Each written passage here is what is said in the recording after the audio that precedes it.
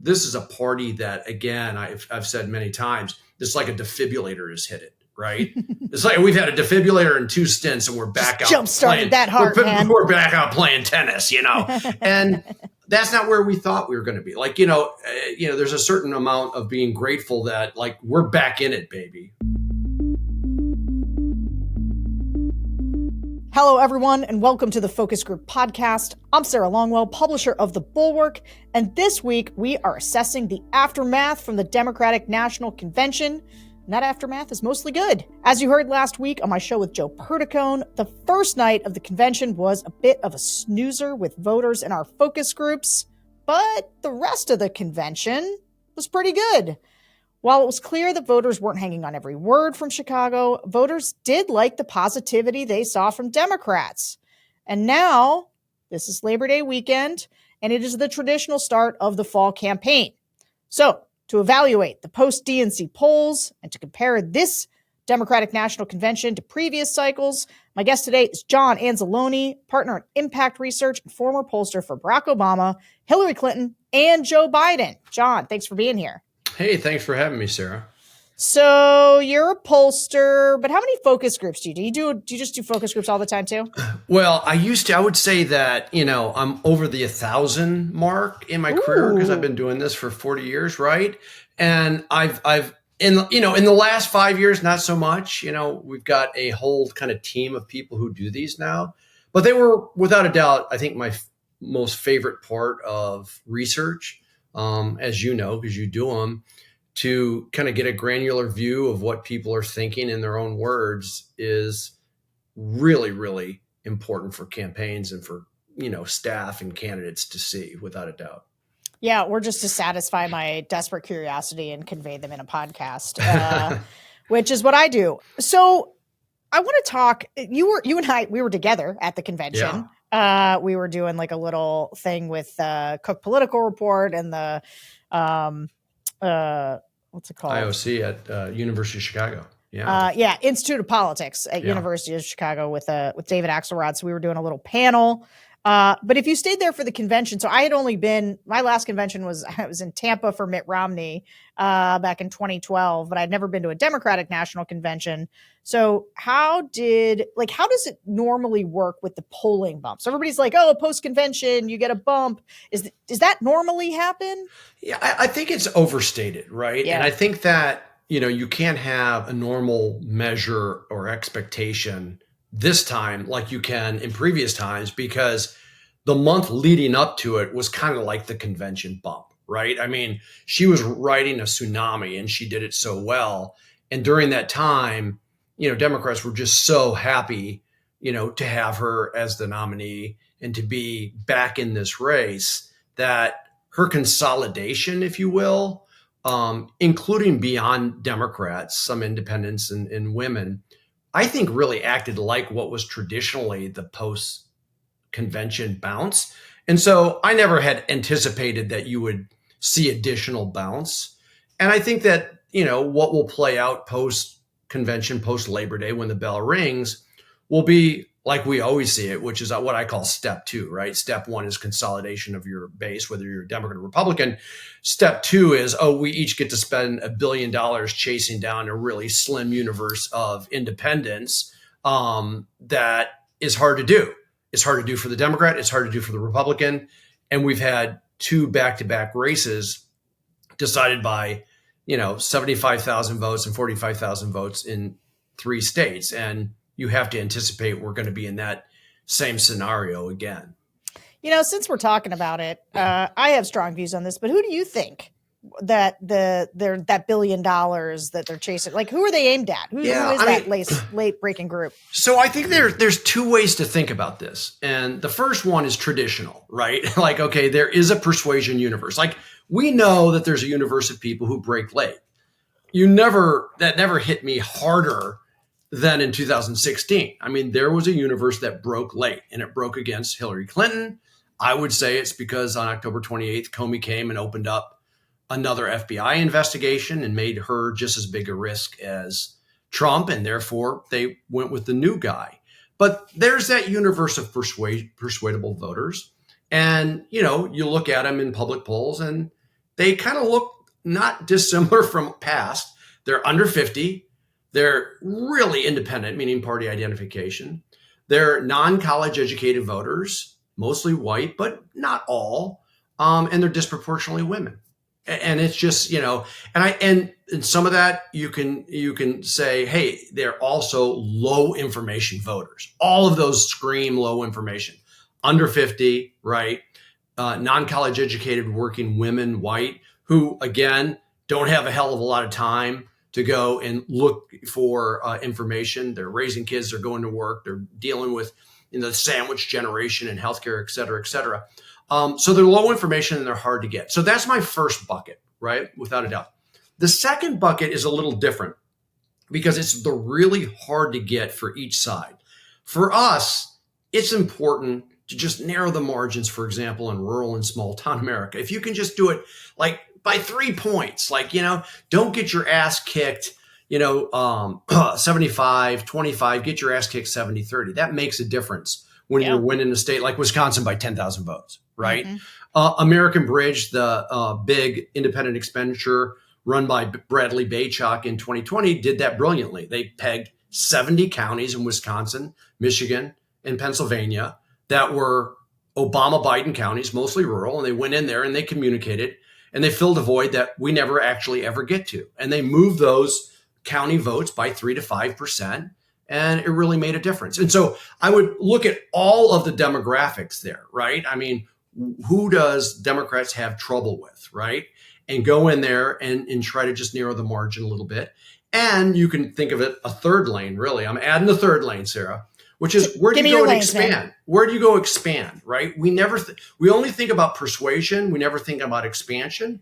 And I think there's real opportunities for Democrats, for example, with 65 and overs, who Biden never dropped with. It was really one of his strongest groups. He was doing really well with them. Democrats have a lot to talk to them about, right? $35 insulin, $2,000 yearly prescription drug caps, negotiation with Medicare, protecting Social Security and Medicare, et cetera. And so I think that there's expansion universes, suburban women potentially, et cetera. So that's kind of how I would think about those buckets. What about white working class women? So yes. I'm going to have a problem with you on this podcast, which is that I'm just going to want to nerd out on stuff, and we're going to have to get to some of the sound. But I feels like Kamala, part of what she's doing, absolutely right, putting her base back together. But it does seem like whether it is abortion or some other things in the water, she's doing slightly better with white working class women. It seems like there's room to grow there. Yeah. Do you think she can? Yeah, I do. And I think that they are taking a look at her. Right? I mean, I think that in a lot of ways, if you watch, Kamala Harris's speech or Tim Walz's speech and many other people's speeches, they were in a lot of ways speaking to it. I think Kamala Harris has done something really important that we kind of wanted to happen, which is she is acknowledging people's pain with cost of living, regardless of whether the inflation rate is evened out. She's acknowledging the pain. She put out a housing ad, which I think was fantastic, talking about how she was in rental housing, her mom saved for a decade to buy a house, and now it's impossible to buy a house, and what she's going to do to help people, get back to where they can buy a house. She has that story. If you listen to her economic speech in Raleigh, I guess a couple Fridays ago, same thing. She's acknowledging the pain. It's sounding very Bill Clinton-ish, right?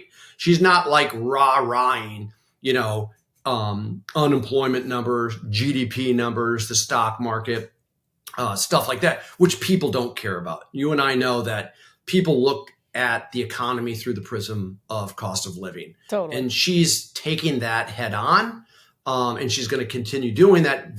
This loops back to your acknowledgement about or curiosity about whether we can expand with working class women. And the answer is yes, that's how you do it. I also think that there is a lesson to be learned in the 2022 Gretchen Whitmer election, right? I did her polling. Again, she connected very well with working women who didn't have a college degree. But we also saw with the abortion referendum on the ballot, and when we were doing focus groups, the non-college educated women had much more of an interest in what this all meant for them. Yeah. And they actually acknowledged that, quite frankly, rich suburban women, they can take care of it. They can go to places, they'll get it figured out. And they were really worried about them and their daughters and nieces and friends, whatever, about whether they were going to be trapped, right? Whether they had any solutions of reproductive rights if everything got shut down because of money, because of travel, because of access, et cetera. And so I think that there is a real acknowledgement among that group of women, which will keep them really interested in the reproductive rights debate. Yeah, I agree with that. Okay, I want to get into the public reaction to the convention. We convened two groups the day after it ended. One of them was the Trump to Biden voters that we talked to a lot, our flippers. And then we talked to 2020 Trump voters who were down on Trump. And so many of them had voted for Trump twice. This is a group I like talking to where we kind of screen for people who voted for Trump, especially in 2020. So not all of these were two-time Trump voters, but a lot of them were. But they definitely voted for him in 2020. But they rate him as doing a very bad job or say that they are very unlikely to vote for him again. So these are also people in our persuadable universe that I like to talk to. So let's listen first. The first group of sound is going to be from the Trump 16, Biden 2020 voters. Let's listen. So I watched the DNC one more than I did the RNC, but DNC, I think, yes, it was full of hope, which is a refreshing change. And if you watch the RNC, it was doom and gloom. Oh, you're about to die right now if you don't vote for him. That's just a load of BS. And fear drives a lot, and that's what they are trying to do over there, is just scare you into going back to Trump. But for what? The guy is a felon, for God's sake. But yes, the DNC was fluff, but at least it was hope and hopeful. It was not doom and gloom. So it's not going to change my mind or anything. I'm still going to vote the way I'm going to vote, but it was at least good to see hope. I was impressed at the DNC that you had former presidents on, you had members of the party on, and it was refreshing and upbeat. The GOP, I will have to admit, I started laughing when they had Hulk Hogan rip off his shirt. I mean, it's like, please, and I noticed none of Trump's former cabinet, no former Republican president has come out and endorsed him. And to me, that kind of says something. If the members of the particular party are not even going to stand up for their candidate, and when you have members of the Republican Party standing up and endorsing a Democratic candidate, to me, that also sends a message. And the Republicans that were up there were, those Republicans that fall into the category of being conservatives. They were what I grew up as knowing what a Republican is. Well, I was only able to watch one night because this morning I had to get up at 2 a.m. So I couldn't stay up and watch it last night. But I feel like there is a lot of hope, and it's positive. It's not all tearing the other people down. And that's all that Trump seems to do, is tear people down and criticize. He's like a sixth grade bully. But, Kamala, she's got a lot of positive things to say. I thought it was very upbeat, a lot of good. I mean, you got to understand, she's only had a month that she's known that she's running for president. So I thought it was really good what I was able to see. I got to see a bit of Michelle Obama, very, very positive. And I'm trying to think of who else talked that. There was some, like you said, former Republicans that served with Trump. And I can't think of her name, the one girl that came on and spoke. Just the fact that she's even there speaks volumes. Stephanie Grisham spoke. Yes. Yeah. So that to me speaks a lot. I felt that Kamala's speech was rehearsed. She stayed on her speech most of the time. She didn't meander. I felt that I was disappointed because I wanted to see Beyonce and Taylor Swift, and they never showed up. It was reported that they were going to show up, so another broken promise. And I just felt that it was more of the same. So I'm trying very much to not get sprinkled with the fairy dust. I'm trying to keep my eyes open. Like I feel like most of my family is like, it just feels so good. I sometimes feel like Democrats can be emotional voters. I'm trying to make a very rational decision when placing or casting the votes.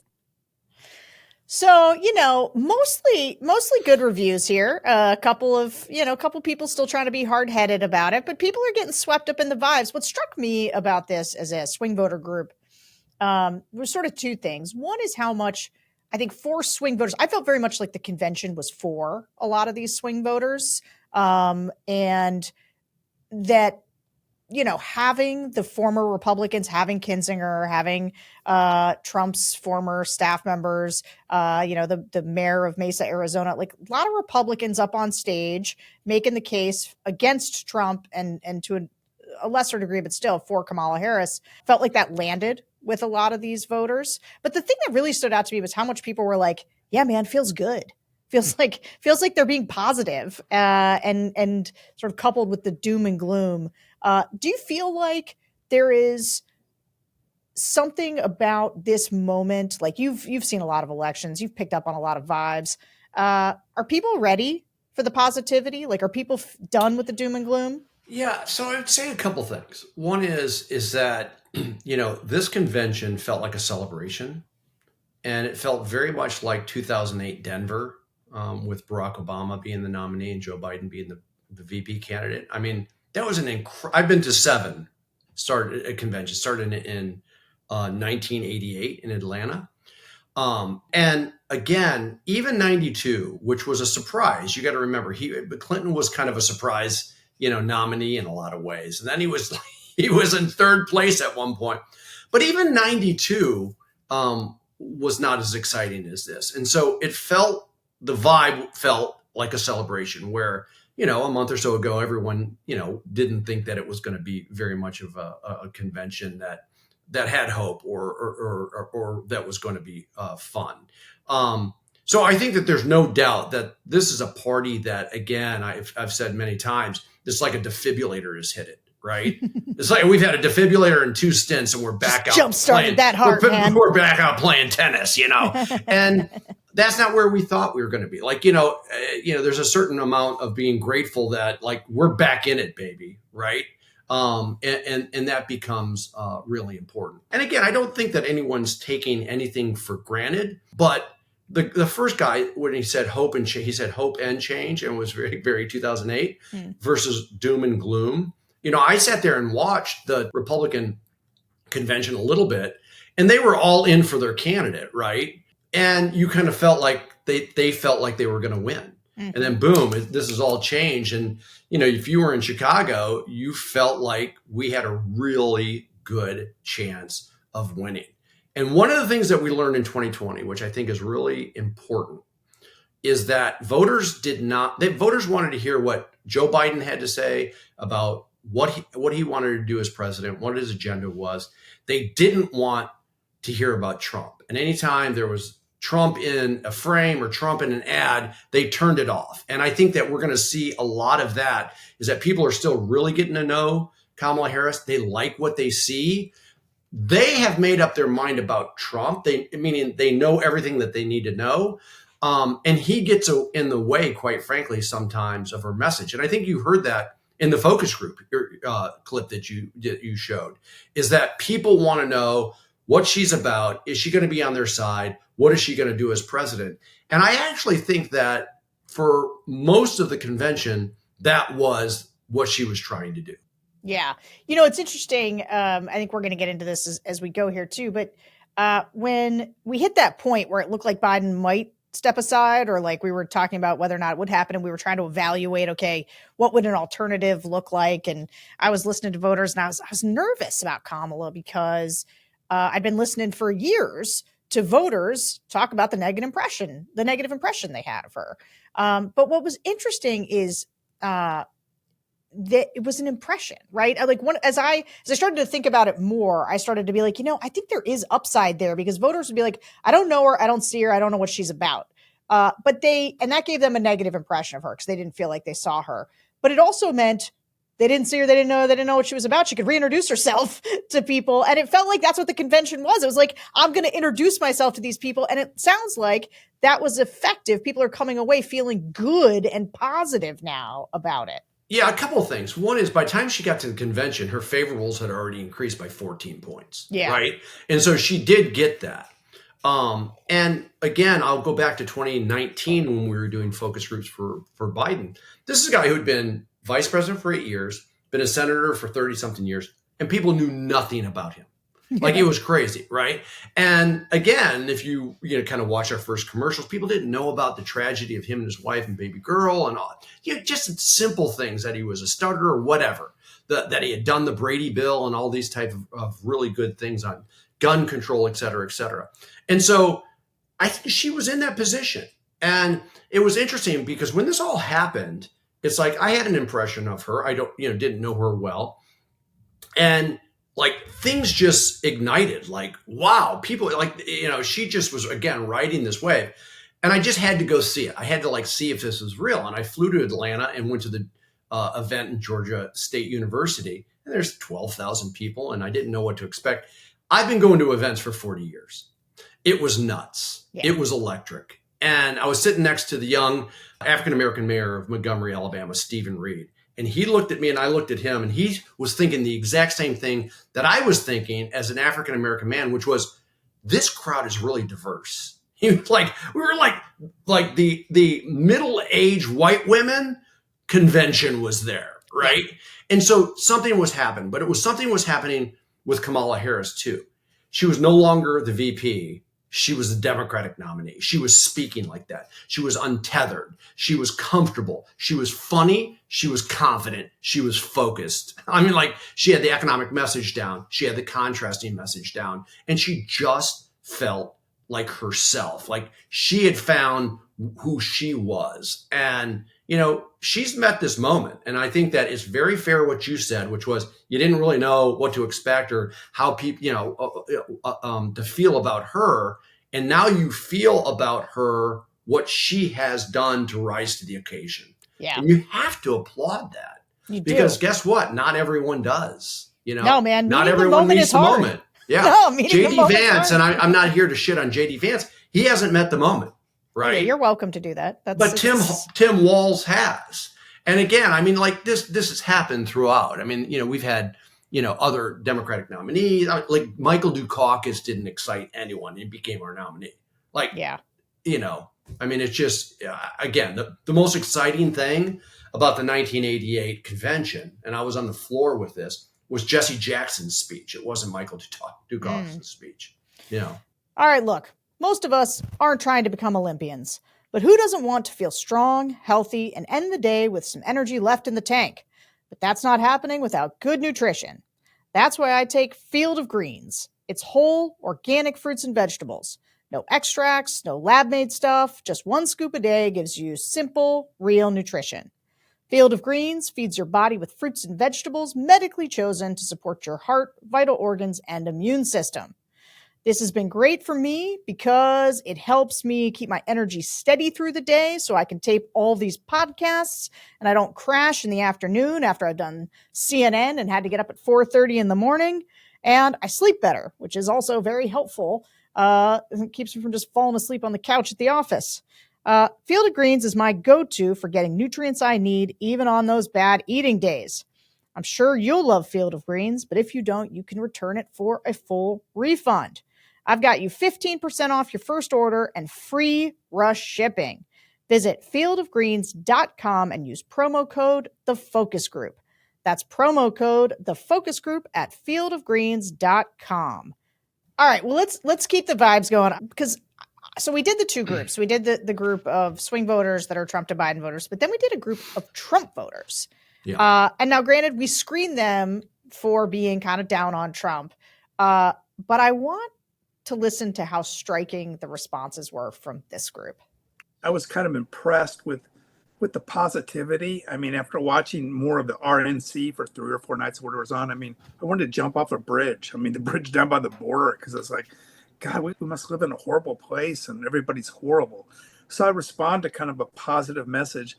But I heard more of like the can-do part of this, that it seemed to come out through Waltz and even like Harris, just her background, where she's been on a trajectory of doing things. And actually, I don't know if it's right or wrong, I don't know, but it seems like she's done stuff. I caught part of it last night in the part where Ruben Gallego from Arizona, and it was really talking about veterans, the military service. And I mean, that's important to me. I have a lot of veterans that work for me, and we've kind of left them to dry out there. I mean, we talk shit about like their service and stuff like that. That makes me ill about Trump. It was kind of like a juxtaposition to hear the Democrats come across as like, we're pro-America, we're pro-strength, and we're damn sure like pro like service and veterans. I was like, yeah, I like that. Again, there's a lot more I need to learn, and like, we have like 78 days or something to do that. But down where it really like came to like a crystal clear for me was during the Republican National Convention. And it was just the speakers that they had was like, you know, Don Jr. and then like Hulk Hogan, and then Donald Trump came on, right? Not one after another, but it all sounded the same to me. And it sounded like I was watching a wrestling on Saturday night, you know, where like they have the managers that scream loud and stuff before they come in and say the craziest shit they can think of just to stay on TV, just to get the ratings. Yet, you know, they bitch about the border and stuff like that. The border's important to me, that it works right. Not crime is very low coming through the border. It's just the chaos that affects those communities. And they haven't done a damn thing about it. So I just think he's trying to stay out of jail, to be honest with you. So I think Kamala's message was kind of unexpected. Like her background, I wasn't very familiar with her like fully. So I kind of like to learn that she comes from like a humble beginning, sort of say. And there's like a lot of things that are relatable for people that are in the lower income or middle class even. It kind of just reiterated where they stand politically. Some of it I do not agree with, but I do think that the way they are approaching it is just like more healthier, and like that it is more positive. I think that the way that the speakers sort of messaged things was a lot more down to earth and a lot more relatable for a lot of Americans. I've listened to Tim Waltz, and I thought he really came across as like a relatable guy that I think a lot of people can empathize with. So that was my biggest takeaway, because I had never heard of him before until he got the vice presidential nomination. So it was interesting to learn more about him. Okay, so here's the thing. These are all Trump voters. And I want to go back to a point that you made earlier, and I want to stomp on it and explore it, which is about low information voters. So we say low information, and my first response is always to defend. I don't like the term low information because I don't know what an alternative is. It's because what I want to be is like, I like it. I like busy voters. Yeah, right. They're not. They're it's not busy. like, these are not like, stupid people. These right, aren't stupid people. They are just people who have lives. They're busy, and man. frankly, they have other priorities. Frankly, we're the sick ones, John. We're with a problem. Look at the problem. It's me. Yes. Being too invested in this stuff. But I interrupted you. I'm sorry. But I really put these in several buckets. Like I have a 31, 29, 22, and 20-year-old. Okay. And I constantly pepper them with where they get their information. And it's just so diffused, and I still don't understand it. Like, how are they getting, information from Snapchat and Instagram? I just see pictures, right? So that confuses me, right? And so I don't think that they're busy. I think that they're either, I don't want to say lazy because I'll get beat up, or they're not interested or whatever. They get information when they want to get it. So that's a bucket. Young people are super hard to get a hold of, and we spend a lot of money doing it, and most of it gets pissed away. And then we have people, my mother's passed, but it was like her. She was raising kids. She was dealing with a disabled husband. She had a job. She was like, dealing with rummage sales, working women like do everything. That right. And so they're not lazy. They're just friggin' busy. Yeah. And so there's just different bucket of low information. Yeah. I was only to say that we're using that term as practitioners, not as a judgment. Yeah. And to say that what's interesting about people who are sort of like, they come to this during an election every year. And so sometimes people are like, how could somebody vote for Trump twice and then just like turn around and like Kamala Harris? And I'll say that for a lot of these voters, and I guess I'm interested in your opinion on this, they're coming up and they're saying they're coming up for air. They know there's an election. They're going to vote in it. And they're like, all right, which one of these people are going to do something for me? And for them, I think that there's a moment where they're here. Like Donald Trump was like making a lot of crazy promises and he talked in a way that was accessible to them and he seemed different. A lot of people gave him a shot. And I think there's a fair number of those voters who could look at Kamala Harris and be like, and Tim Walz, and say what these voters are saying, which is like, they seem like they're positive. They seem like they're for the people. I've heard a number of people say like for the people or regular. There's a lot of people talking about Walz in a way like he's like an ordinary guy, he's a regular guy in the focus groups. And I wonder if you think that there's a world in which low info voters, which Donald Trump has done very well with because he's a celebrity, because he's in pop culture, that Kamala Harris could kind of beat him there, could also do really well with these low information folks who look at the race sort of for the first time and be like, I don't know, she seems good. So I want to step back. Okay.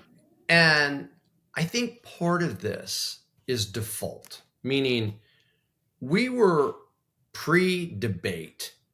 Almost 70% of America did not want this choice. Yeah. Right? They just didn't want this choice. It wasn't just a Biden thing. It wasn't just a Trump thing. It was like, I don't want this choice. I don't want these two to be my choice. And you took one of those people away and the other guy was still there, right? With over 50% unfavorable.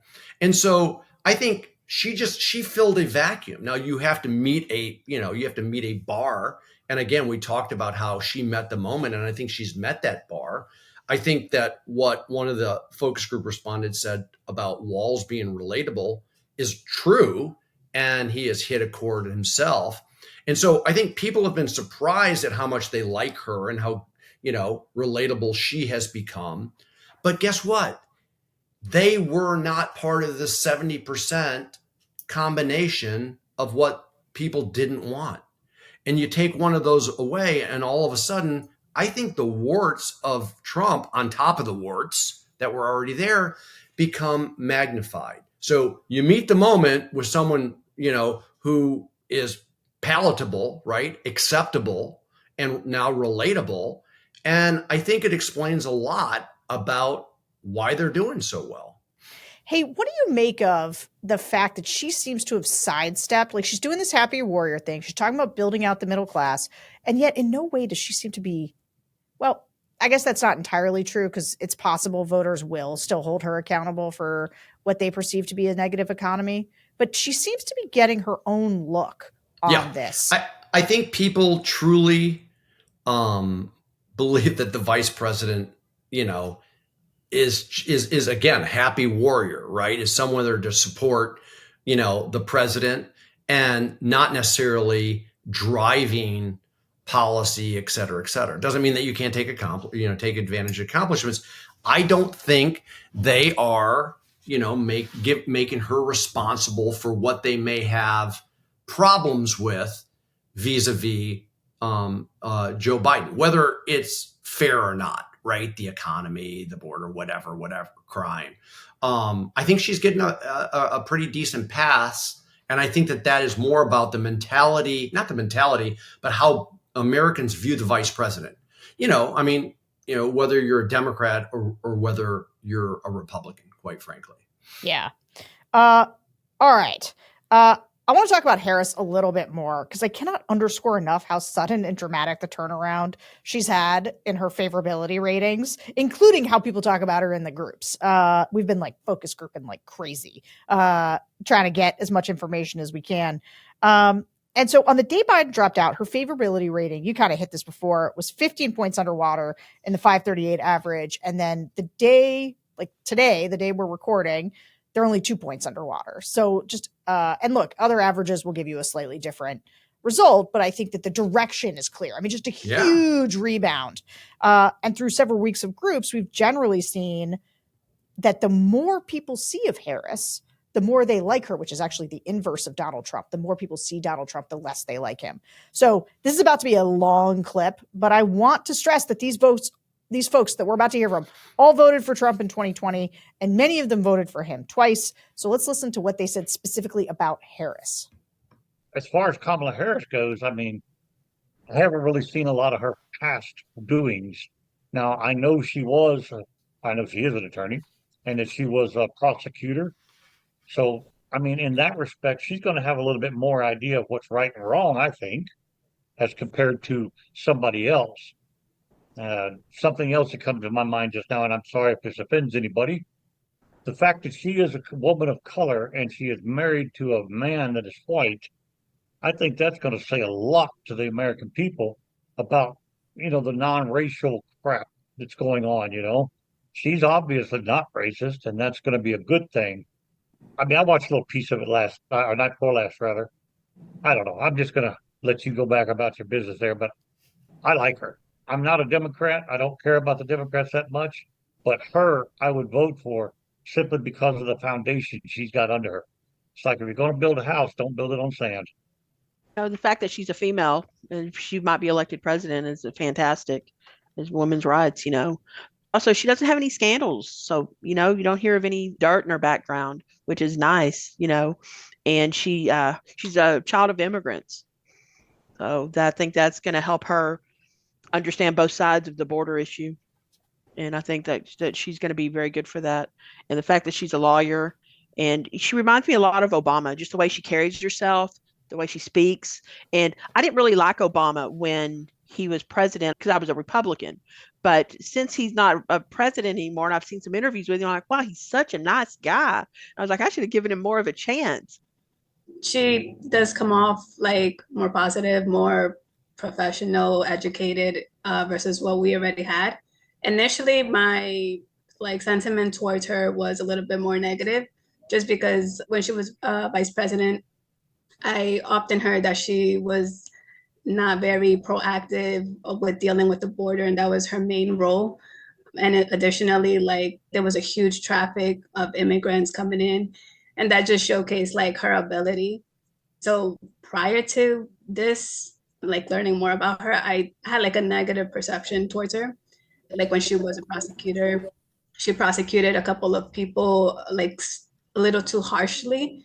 So although, they did commit a crime and they should, pay, obviously, it was just too aggressive. But honestly, even though I may not agree with her, I still see her as the stronger candidate. I hadn't really had a lot of exposure to her the past 3 years, just with the vice presidential role, as we've kind of touched on. But I will say so far, just hearing her speak, she seems to be very professional. I think that DNC also kind of highlighted that she came from pretty humble beginnings. And I think that work ethic and that drive is something that I really respect. I think she's a bit too progressive for me. She hasn't unveiled too many policies, even though she just entered the race. You would think that she would have been working off of Biden's. So that to me is a little concerning. Also, the fact that she hasn't really sat for an interview yet or even done a press conference. And I know Biden also wasn't big on that either. And at least Trump does answer questions from when reporters shout them at him. So that to me is a little concerning. I think also the way everything turned out, she hasn't been elected. Everything that I have seen would help the racial issue that we are having here in the US. I think that would help a lot, her background. And I do like the fact that she is a lawyer, her background being the main thing, who she's all entangled with.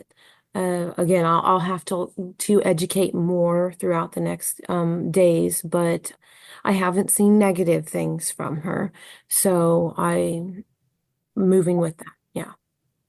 As far as a vice president, you're not supposed to think about the vice president that much. I mean, they're just ceremonial, do a service or do hard jobs. The only time I really heard of her as a vice president is when President Biden sent her to Guatemala, and it was about the border. So she had to go to Guatemala to fix the border. That's it doesn't do anything. So, I mean, she kind of got a raw deal there. I don't know what that's going to do. And then I thought of her in the last, probably a year, she took more of a forward stance on Roe versus Wade and abortion. And I just have a personal feeling that I don't think, like in Texas, Ken Paxton and Greg Abbott, our governor, should be able to tell women and families how the hell to run their lives. I don't think it's their business. What little I know about her in the past month, and I think everybody's just kind of like learning a little bit more. I like that she came from a humble background. Nobody gave her anything. I like that she's from a prosecutor. And the one thing I keyed on, because she's from California and I live in Texas now, is she's dealt with issues around the border right now. And she's actually prosecuted cartel crimes. And that's a big root of the problem. Okay. So here's why I made everybody listen to all that, because we are in the moments of defining Kamala Harris. And so I think it is intensely interesting to find out, like, what do people know about her? What's jumping out? And a couple of things to me that are wild is that she's getting incredibly positive marks from basically everybody. The stuff about the prosecutors breaking through, the humble beginnings. You've heard that from lots of people through that she's from middle class. You know, people sort of, they like that. That came up a bunch. The one thing negative that seemed to be sticking is this idea that Republicans are really trying to push, which is the idea that it was unfair how she got chosen, right? That was the only thing that somebody raised. Somebody said she's scandal free, which is sort of actually not true. But are you surprised that Republicans haven't been able to define her more, even to people who voted for Trump last time? So there's a couple things here. One, it's pretty stunning. Like, listening to it is stunning. I hope you do more of these Trump voters, because it's not what you would expect. And it does show that she has penetrated. Yeah. And again, I think that if we step back and we look at the dynamics of how she became the nominee, the fact that it was so dramatic, a sitting president, stepping down, passing the torch, and therefore the intensity of the media attraction in a month's time and what she created and the campaign created, all of a sudden eyeballs are on her. That is so different and so much more intense than a normal nominee in August, right? And I think that this is kind of why people know so much, is that this was historic, it was dramatic, it was intense. And then she met the moment, but for 30 days, she's been leading the news and people are actually getting real things about her, right? Her humble beginnings. I mean, this is a huge contrast with Trump, that she was a prosecutor and put all these type of people away, that if you've seen her talk, she knows Donald Trump. Huge contrast with him.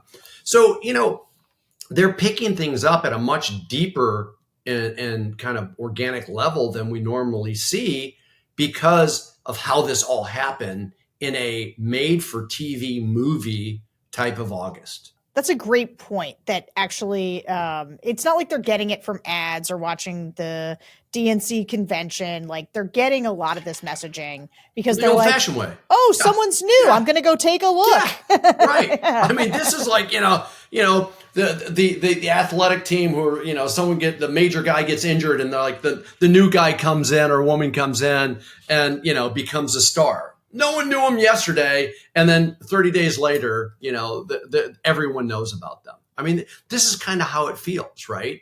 Yeah, but this is one of those things, right? So public opinion, it's like cement, right? It's soft at first. You only got a little time. Then at some point it hardens and you can't change it.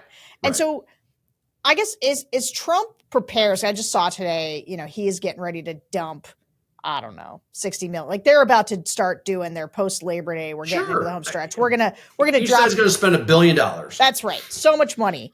Is it too late to define her, or do you think that public opinion, do you think people looked up, took a look, and were like, I like her. It's pretty good. Or do you think that you can take it away still? I go back to the 70% who didn't want this choice between Biden and Trump, and only one of those choices is left is him. And this is going to be a close election, right? We don't know who's going to turn out. And we know that the persuasion universe is small and probably favors Republican if they do the right job, which he may not do, right? But again, if you believe that presidential elections are about the future, which they usually are, and about, who's going to do a better job for you, she just seems to be connecting on all of those. And there's one other thing about your question is there time? Yeah, sure. I think that if we're being realistic, there's time. Don't get too overconfident, et cetera, et cetera.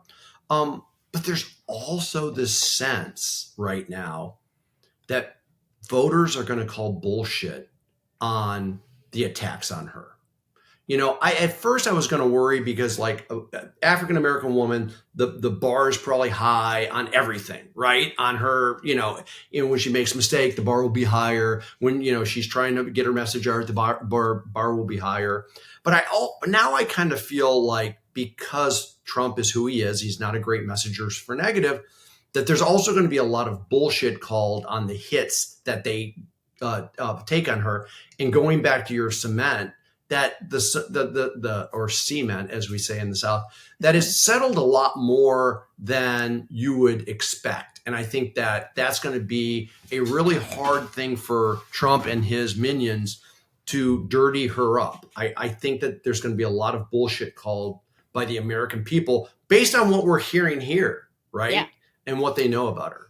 Okay, so speaking of this, I actually want to play you what was, to me, the wildest and funniest thing from the focus group that we did with the Trump voters. And I'll tell you this, because everybody who listens to this podcast to an annoying degree knows that I thought it should be Josh Shapiro.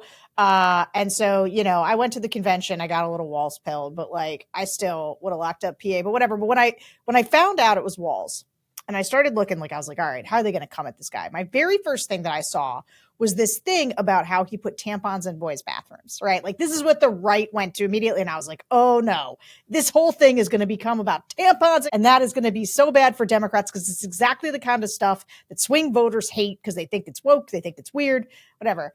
Let's listen. So that it came up in this focus group, and let's listen to how these Trump voters talked about the tampons in boys' bathroom and Walz in general. One of his policies is that he did breakfast and lunch for school children. And a lot of people said that was too socialist and things like that. But I mean, I am more than content with money that I pay the state of Alabama going to feed children. I'm more than okay with that. Another thing specifically my father-in-law had a problem with was, I'm just going to be honest, I may not report all the information correct on this. This is just what little research I've done. He had a policy where he was wanting to supply tampons for women's bathroom, and then he was also putting them in men's bathroom. Someone for me, I don't have a problem with that because that's not necessarily trying to promote any form of gender norms or anything like that. It's, hey, I have a little sister. Hey, I know we're out at home. Let me grab some. You know what I mean? Or my girlfriend at the time, if she needed some and their bathroom was out. Stuff like that. That doesn't bug me, anything like that. It's just like wrestling talking points. Somebody gets worked up online about transgender stuff, so they just repeat whatever they're hearing. If somebody said this, I don't know if there's a tampon in a boy's bathroom in Minnesota, and if his sister or his girlfriend needs one, great, give it to him. But the gender thing, I'm all for them. Like, I'm for everybody. I have transgender people working for me. That's 0.0001% of the population. So why don't we focus on the 99.999 problems that everybody has instead of picking at shit that people like to talk about on right-wing news? I think the biggest reason they're putting them in there is because of the identity thing. I identify as a 15-year-old girl, so I can go in the ladies' room. Or the girl might say, I identify as a 17-year-old boy, and now she's going into the boys' room. Well, she's in there. If she needs it, grab it. That's the only reason they're putting it in there. Now, I'm from down in Texas originally, and when they passed that law in Houston about unisex bathrooms for everybody, man, there were people left and right going pissed off because I'm a father, and I guarantee you, if my daughter at that time would have gone into the bathroom and right behind her would have gone, man, I'd have killed that son of a gun. That's just the way it is. Okay. Going left and right, pissed off. That guy was awesome. Yeah. That guy was so funny. And part of it is like, what was crazy to me, I was just watching this and it was just a bunch of Trump voters and like, they brought it. I was like, ooh, the tampon thing came up. There it is. And it was a bunch of them sort of defending it. Even the guy who was like, a dude goes into a girl's bathroom, I'm going to kill that guy. But also, so you put tampons in there, big deal. I don't know. It struck me both as sort of a funny moment.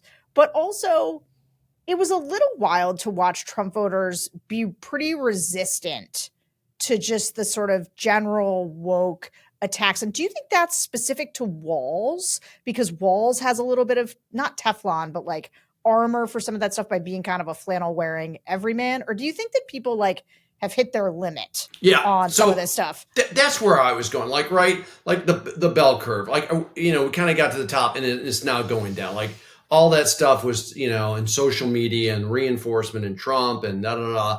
And I think that maybe that we're going back down to where, like, okay, we went through that era and there's always going to be some of it, but now we're not going to buy into it, all of it. And then we're going to like think through issues. I had never even thought through what that would have been for in a boy's bathroom for a sister or a girlfriend. That was not where I thought they were going, man. Right. And so, yeah, I just think that, maybe we've hit a peak of that bullshit and then we're going down. That may be, too much to think, but that's kind of where I was going before you asked the question. Yeah, I do wonder a little bit if, look, because I still think people can always be stirred up by some of these culture war things. I just think people, that's fear and anger are always going to be a motivator. But I do wonder if, there's a lot of talk at the convention about joy. And I was cringing a little bit at some of the joy stuff. But at the same time, like, I think it's possible people might be in the mood to not be so mad. Like, that they just might be in the mood. I don't know about joy, but like, they'd like to not feel like America's a terrible place for a minute. They'd like to not be mad at their neighbors all the time. They'd like to not be outraged at every weird thing that happens. And I want to hesitate, as I always do, to extrapolate too much from any single group. But I will say I was very surprised by this group, and it's not totally isolated. We've done a number of these groups of down on Trump voters. And I will, as a closer, sort of say, almost everyone in this group was going to vote for Harris. There's only one person, and that person was going to go third party. And I go back to the beginning of the podcast with people were talking about our convention versus theirs. When I was watching their convention, that group was all riled up and excited and coronating and whatever because of the doom and gloom, because of picking on people, because of being negative, because of shitting on America, which I think people are over, right? Yeah. And we were excited and joyful and, electric because of positivity and of the future. And quite frankly, because we wanted to do things, right? They always want to kill things. And so, I think America is seeing that. I think that America is, elections are about choices, and we couldn't have given, two more stark choices in a 1 month period. And I think that that's real. I think your focus groups are showing that. I think the polling, listen, Trump was +4, before Biden got out. The average right now nationally is Harris +3. That's a 7-point movement. Yeah. That's real, right? Yep. That's kind of where you want to be, 3 or 4 or 5 points ahead nationally to be able to win as a Democrat in electoral battleground states. But we're also seeing her very competitive in the battleground states. And we have the excitement to drive a infrastructure on the ground with field and get out the vote that he used to have organically, right? And maybe he has it now, maybe he doesn't. But guess what? We got it.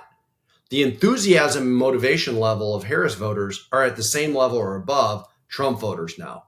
We didn't have that before. That's right. And you cannot dismiss that on Election Day. John Anzalone, thanks so much for joining us. And thanks to all of you for listening to another episode of the Focus Group Podcast. We will be back next week. And in the meantime, be sure to subscribe to the Bulwark on YouTube and rate and review the show on Apple Podcasts. We will catch you next week.